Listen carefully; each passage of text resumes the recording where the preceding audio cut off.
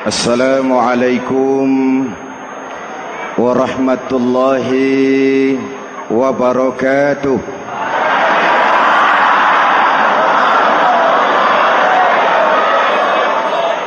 Alhamdulillahi rabbil alamin.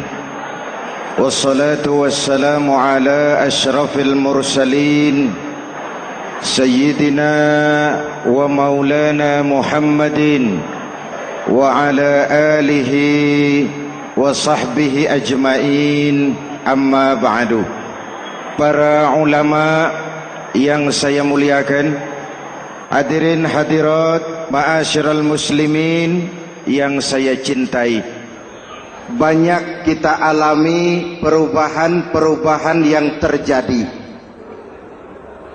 baik perubahan yang menyangkut sosial budaya, lebih-lebih yang menyangkut sosial politik. Yang tidak banyak mengalami perubahan adalah sosial ekonomi. Bahkan angka kemiskinan kita naik menjadi 3/5 dari total penduduk kita hidup di bawah garis kemiskinan, dan 20% diantaranya miskin mutlak. Perubahan-perubahan yang terjadi menyadarkan kita kepada kebenaran Al-Quran ketika Allah menyatakan wa tilkal ayyamu nudawiluha bainan nas. Hari itu kami putar di antara manusia. Ada saat datang, ada waktu pergi. Ada hari lahir, ada saat kembali. Ada waktu dilantik, ada saat menyerahkan jabatan. Hari kami putar di antara manusia dan hidup cuma sekadar menunggu giliran. Soalnya kemudian di tengah perubahan-perubahan yang terjadi begitu cepat, what must we do now?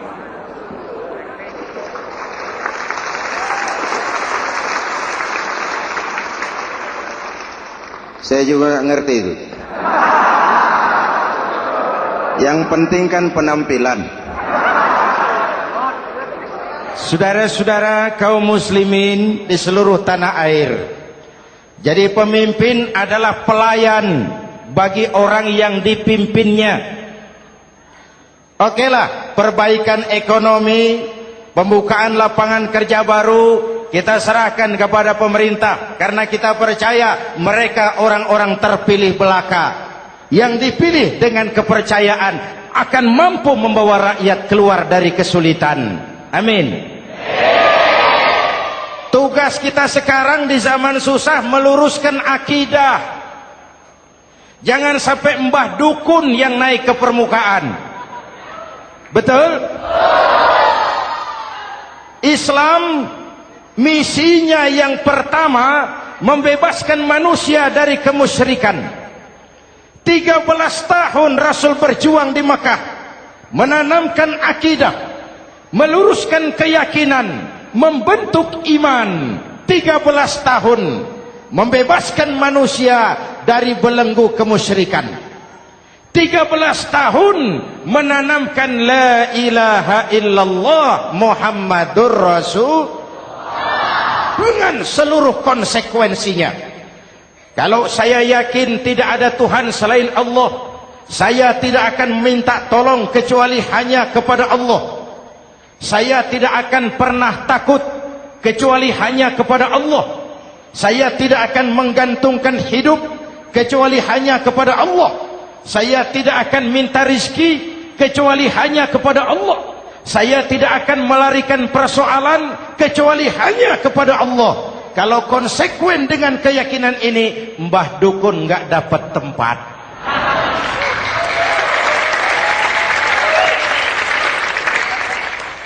Akur? Ayo lihat secara sederhana. Saya sandaran di tiang, tiangnya ambruk, sayanya jatuh. Saya sandaran di tembok, temboknya runtuh, saya juga runtuh. Saya sandaran kepada orang kaya, dia jatuh miskin, saya bangkrut. Saya sandaran kepada jenderal, dia pensiun, saya selesai.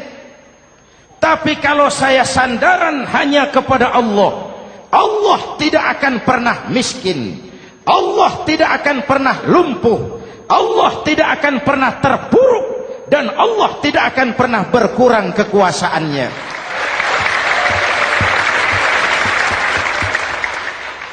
Maka umat Islam, sesulit apapun zaman yang kita hadapi, Allah juga tempat kita bersandar. Jelas? Selama ini kita iman dalam ucapan, tapi sekuler dalam perbuatan. Di masjid ada Allah, di kantor Allah tidak ada, maka korupsi merajalela.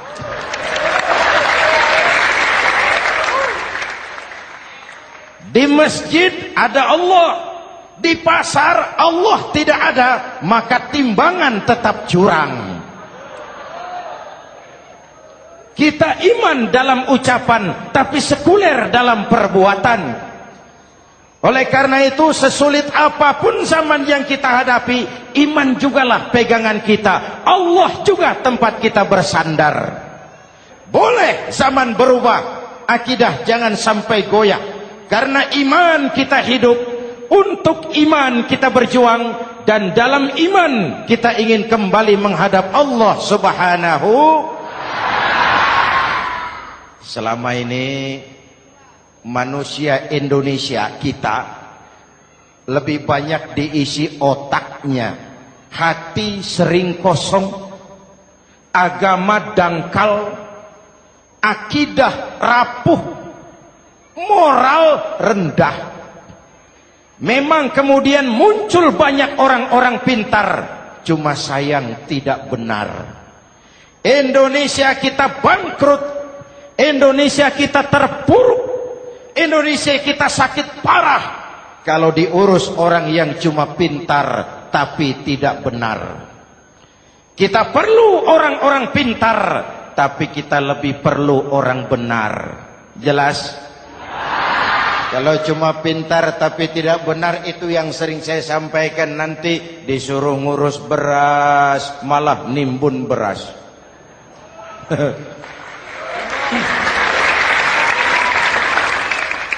Disuruh ngurus laut malah jadi bajak laut. Disuruh ngurus hutan rame-rame jadi orang hutan. Jutaan hektar hutan Indonesia kita ini merupakan kekayaan sumber daya alam kita yang harus digunakan bagi sebesar-besar kemaslahatan rakyat. Yang disuruh ngurus hukum malah bikin hukum seperti pisau, tajam ke bawah, tumpul ke atas. Jangan heran lalu di masyarakat muncul street justice, pengadilan jalanan, sebagai refleksi dari ketidakpuasan melihat sikap hukum yang sangat berpihak.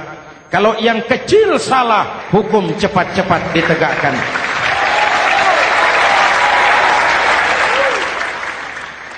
Lihat saja sekarang ini, kalau orang terkenal banyak uang punya masalah, antri yang bela. Betul? Tapi saudara lihat si Marsinah di Jawa Timur, si Sengkon dan Karta di Jawa Barat, si Udin Bernas wartawan Jogja, terseok-seok mencari keadilan, sampai hari ini urusannya masih remeng-remeng. Kenapa bisa begitu? Jawabannya sederhana, tidak ada fulus. Ada fulus mulus, tidak ada fulus manfus. Betul? Jangan sampai para penegak hukum kita terjebak pada lagu baru, maju tak gentar membela yang bayar.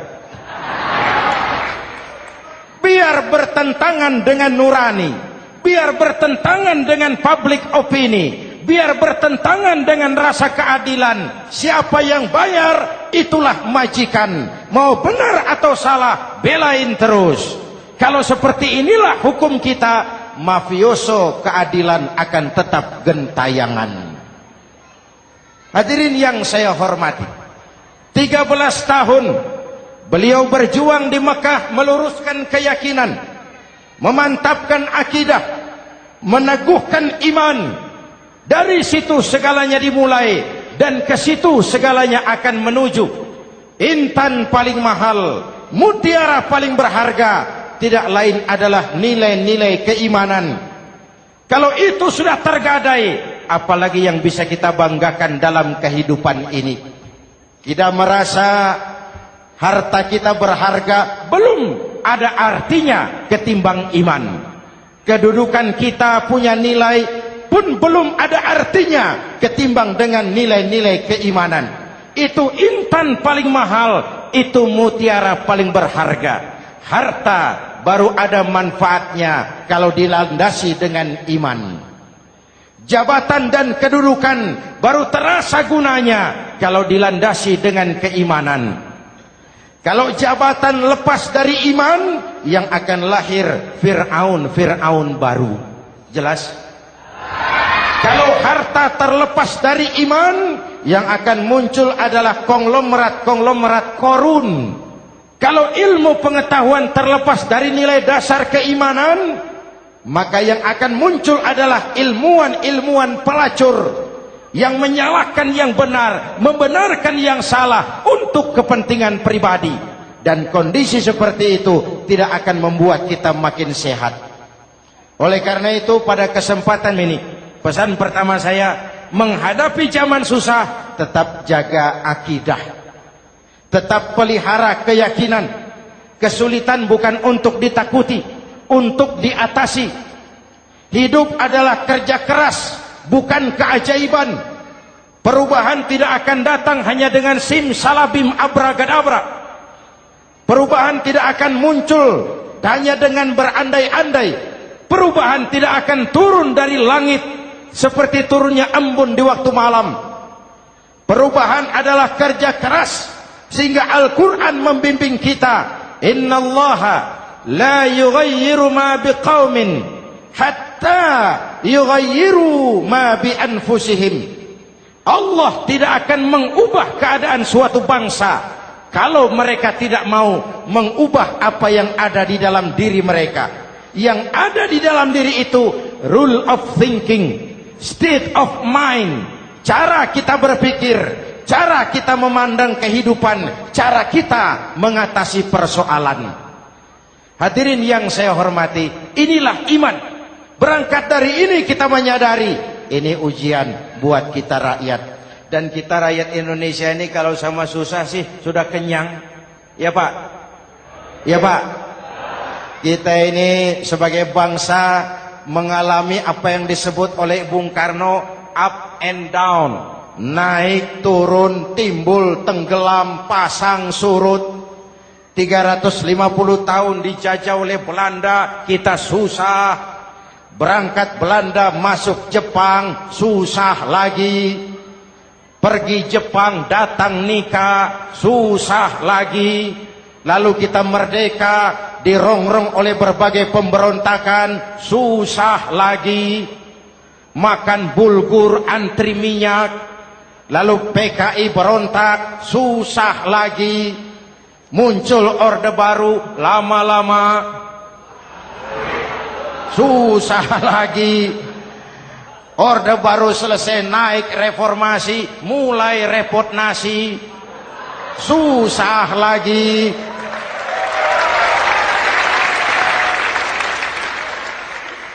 Kalau susah kita ini sudah akrab, sudah intim.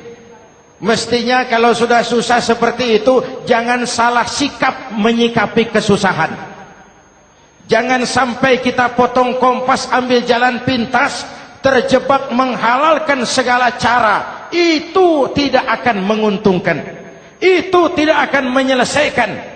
Kalaupun selesai, nampaknya penyelesaian sesaat. Dan penyelesaian sesaat bukan penyelesaian yang sebenarnya. Karena itu tetaplah dalam koridor keimanan. Boleh zaman berubah, akidah jangan sampai goyah. Silahkan masa berganti, tapi keyakinan jangan mati. Sekali la ilaha illallah, sampai tetes darah paling penghabisan, tetap la ilaha illallah. Sanggup? 3 orang. Sanggup? 21. Sanggup? Kalau sanggup kita harus konsekuen. Saudara-saudara di seluruh tanah air, misi yang kedua dari Islam setelah membebaskan manusia dari kemusyrikan, membebaskan manusia dari ras diskriminasi, mengikat manusia dengan tali akidah. Sebelum Islam datang, manusia dibedakan oleh warna kulit, manusia dibedakan oleh faktor keturunan, manusia dibedakan oleh faktor harta dan benda. Adalah Rasul yang mengajarkan, innallaha la yanzuru ila suwarikum wala ila amwalikum walakin yanzuru ila qulubikum wa a'malikum. Allah tidak melihat potonganmu, Allah tidak melihat hartamu. Yang Allah lihat itu adalah hatimu dan amal perbuatanmu. Jauh sebelum Amerika teriak-teriak membanggakan apa yang mereka sebut sebagai Declaration of Independence, Nabi sudah mengajarkan kepada kita semua, An-nas kulluhum li Adam wa Adam min turab, la fadla li Arabiyyin ala ujamiyyin illa bittaqwa. Seluruh manusia berasal dari Adam. Adam diciptakan dari tanah. Tidak ada kelebihan Arab dengan yang bukan Arab kecuali takwanya. Jauh sebelum Amerika mencanangkan bahwa semua manusia dilahirkan sama, that all men are created equal. Jauh sebelum itu Islam sudah membebaskan manusia dari ras diskriminasi. Apa dalam konteks kekinian menghadapi zaman susah tetap jaga kerukunan? Ya Pak, ya Bu, oi Bu. Menghadapi zaman susah tetap jaga kerukunan, baik antar umat seagama, antar umat beragama, maupun antar umat beragama dengan pemerintah. Menjaga kerukunan. Jangan saling sikat sikut di antara kita. Sebab kalau sudah rukun, saya ajak berhitung. 1 ditambah 1 sama dengan, itu matematika namanya. Hasilnya pasti. Tapi angka sosial hasilnya aneh. Saya ubah jadi angka sosial. Ayo kita berhitung lagi. 1 orang takut ditambah 1 orang takut sama dengan 2 orang setengah berani. Kenapa setengah berani? Karena sudah berdua. Tadi kan takut sendiri. Kalau sama-sama takut berkumpul jadi setengah berani. Kalau ditambah 1 orang takut lagi, 1 orang takut ditambah 1 orang takut ditambah 1 orang takut sama dengan 3 orang berani. Kenapa jadi berani? Karena sudah bertiga. Kita yang lemah, kita yang marginal, kita yang dikucilkan, bahkan kita yang dilecehkan, kalau mau rukun kita akan kuat dan tidak bakal dipermainkan orang.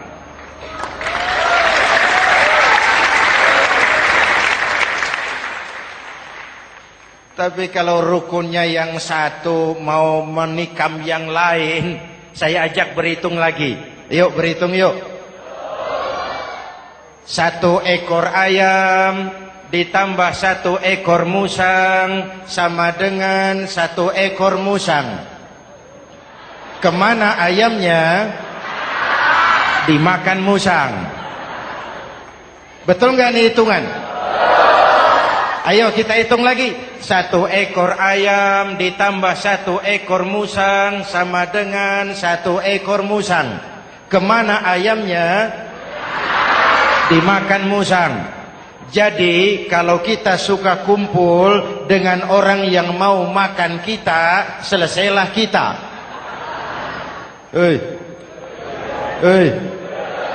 Maka kalau merasa kita ini ayam, yuk kumpul sama-sama ayam, pulang ke kandang ayam. Kalau ada ayam kumpul ke kandang musang, itu namanya ayam minum baygon. Jelas? Menjaga kerukunan. Pertama, antar umat seagama, sesama muslim harus saling menjaga, harus saling memelihara. Baik dia muslim yang jadi kapolri, baik dia muslim yang jadi kasat, baik dia muslim yang jadi pengusaha, baik dia muslim yang jadi petani, nelayan, guru, semua komit menjaga semangat kebersamaan, rukun antar umat seagama. Jelas? Jelas? Hadirin yang saya hormati, atas dasar itu saya ingatkan kembali, kita semua ingin persoalan terorisme dilepaskan kaitannya dari agama manapun. Tidak ada kaitannya terorisme dengan Islam, dengan Kristen, dengan Hindu, dengan Buddha. Tidak ada kaitannya terorisme dengan pondok pesantren.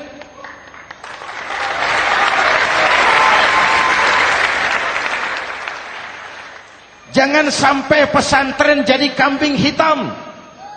Karena sejak zaman penjajahan, pesantren sudah terbukti memberikan kontribusi bagi perjuangan memerdekakan rakyat Indonesia.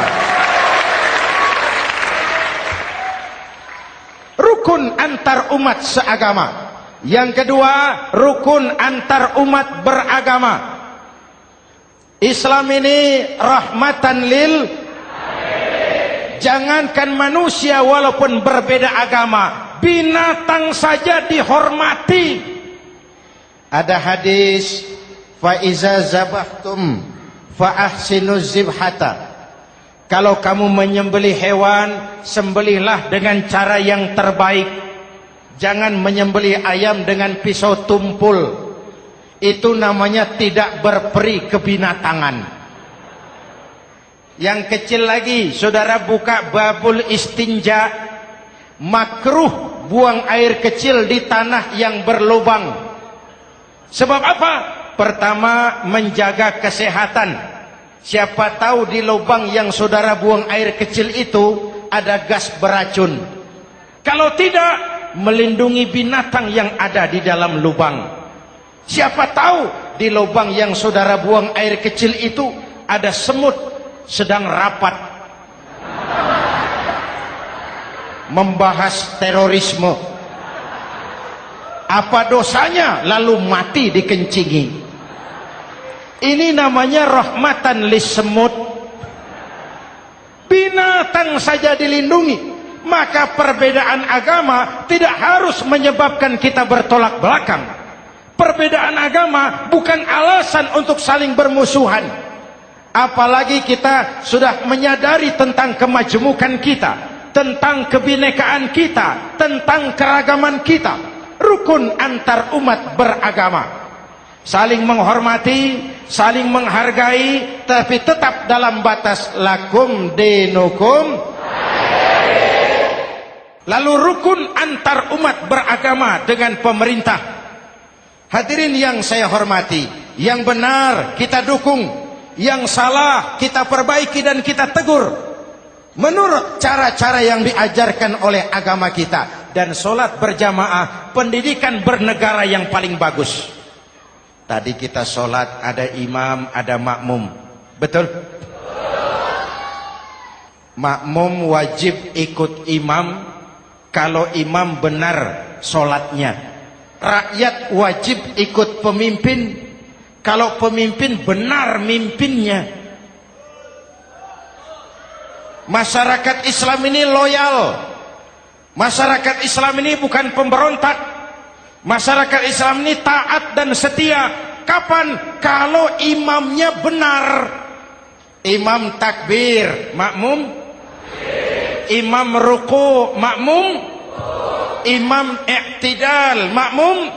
I'tidal. Imam sujud, makmum. Tapi kalau imam keliru, mestinya imam ruku malah sujud. Salah imam ini. Tegur. Siapa yang wajib negur? Makmum yang saf terdepan. Anggota DPR.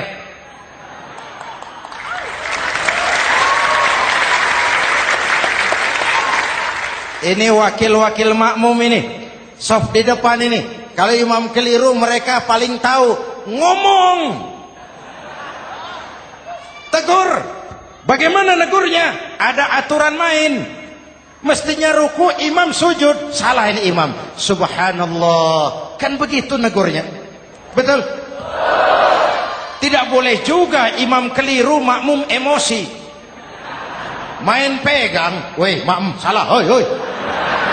Kacau sholat. Betul? Anggota dewan ini, saf di depan. Itu kalau imam keliru. Satu saat imam buang angin. Namanya manusia bisa buang angin toh.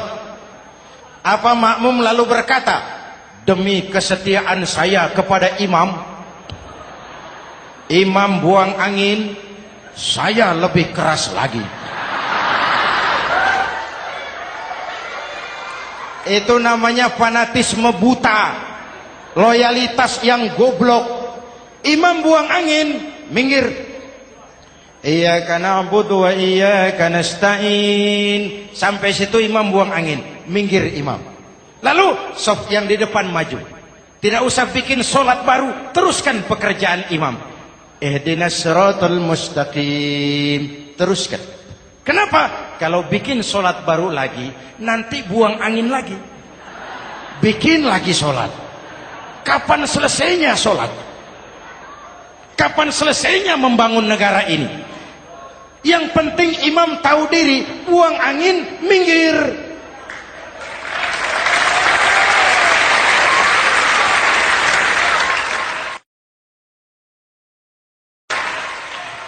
Ini kacaunya solat berjamaah kita sekarang.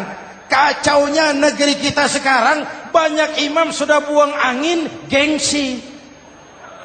Diam aja merasa nggak punya salah. Dikasih tahu sama makmum, imam tadi buang angin ya, malah jawab sedikit. Apa kalau sedikit lalu tidak batal sholat itu? Mekanisme kehidupan sosial yang diatur lewat tuntunan sholat berjamaah. Sehingga Nabi berpesan, kun imaman muta'an au ma'muman muti'an fala takun thalisan jazu'a. Kalau jadi pemimpin, jadilah pemimpin yang ditaati. Kalau jadi makmum, jadilah makmum yang mentaati. Jangan jadi golongan ketiga pemecah belah. Di depan tidak jalan, di belakang takut, ditaruh yang di tengah, di depan didorong, yang belakang ditendang. Ini namanya biang kerok. Saudara-saudara, dari uraian singkat ini saya ambil beberapa catatan pokok. Pertama, kalau ada intan paling mahal, kalau ada mutiara paling berharga dalam hidup kita, itu tidak lain adalah karena keyakinan.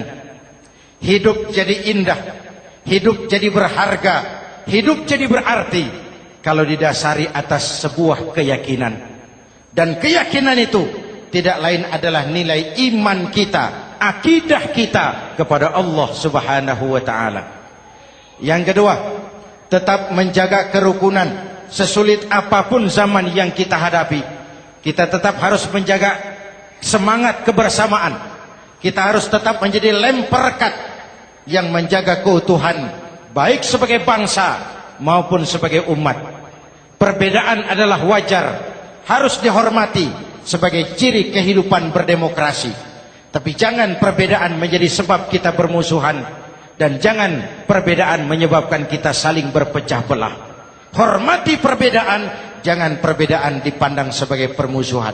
Dengan akidah yang kuat dan kebersamaan yang kokoh, ayo kita hadapi kesulitan, kita atasi kesulitan, dan dengan kerja keras untuk menyongsong hari esok yang lebih pasti. Mari kita Fatihah, semoga Allah memelihara kita bangsa Indonesia. Ala hadhihi niyah wa ila hadratin Nabi. Al-Fatihah.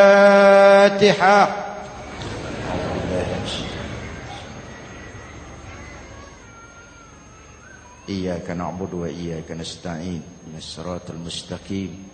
Siratal ladzina an'amta 'alaihim. Bismillahirrahmanirrahim. Amin. Alhamdulillahi rabbil alamin. Allahumma salli wa sallim wa barik ala sayyidina Muhammadin wa ala alihi wa sahbihi ajma'in. Allahumma rabbana taqabbal minna salatana wa siyamana wa qiyamana wa takhashu'ana wa ta'abbudana wa tammim taksirana ya arhamar rahimin. Allahumma aslih man fi salahihi salahul muslimin. Allahumma ahlik man fi halakihi salahul muslimin. Allahumma rabbana la tu'akhizna in nasina aw akhtana. Rabbana wa la tahmil alaina isran kama hamaltahu ala alladhina min qablina. ربنا ولا تحملنا ما لا طاقة لنا به واعف عنا واغفر لنا وارحمنا أنت مولانا فانصرنا على القوم الكافرين. اللهم اجعلنا من السعداء المقبولين ولا تجعلنا من الأشقياء المردودين. أفضل ما قلته أنا والنبيون من قبلي لا إله إلا الله.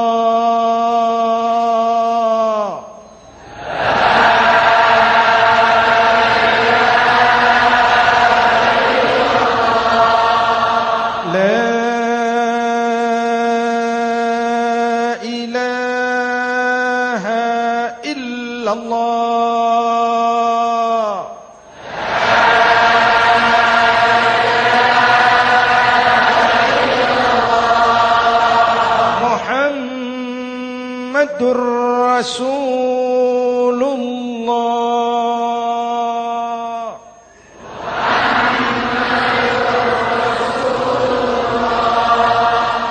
sallallahu alaihi wa alihi wasallam. Kalimatu haqqin 'alaiha nahya wa 'alaiha namut wa 'alaiha wa biha nub'atsu insyaallah minal aminin minal aminin minal aminin rahmatika ya arhamar rahimin. Sallallahu ala sayyidina Muhammad wa ala alihi wa sahbihi ajma'in. Ana rabbika rabbil izzati amma yasifun. Salamun alal mursalin. Walhamdulillahi rabbil alamin. Jumpa lagi di lain kesempatan insyaallah. Wassalamualaikum warahmatullahi wabarakatuh.